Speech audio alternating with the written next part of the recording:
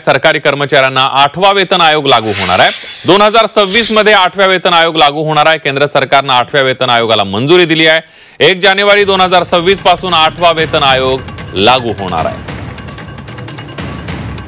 दरम्यान किमान मूळ वेतन किती असणार पाहूया त्या संदर्भातली माहिती।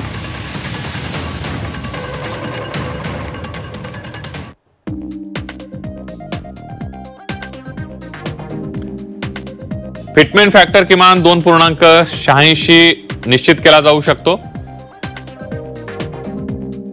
त्यामुळे कर्मचाऱ्यांच्या किमान मूळ वेतनामध्ये समान वाढ होऊन 51,480 रुपये होणार आहे। कर्मचाऱ्यांना सध्या किमान मूळ वेतन हे 18,000 रुपये आहे। निवृत्ती वेतन धारकांना सध्याच्या 9,000 रुपयांवरून 25,740 रुपयांपर्यंत वाढ केली जाणार आहे। वेतन आयोग दर 10 वर्षांनी लागू केला जातो। 2016 मध्ये 7वा वेतन आयोग लागू झाला होता। 7व्या वेतन आयोगापूर्वी 4थ्या, 5व्या आणि 6व्या वेतन आयोगाचा कार्यकाळ 10 वर्षांचा होता।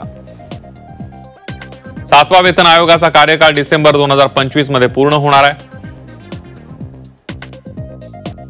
त्यापूर्वी सरकारने 8वा वेतन आयोग लागू करण्याचा निर्णय घेतलाय।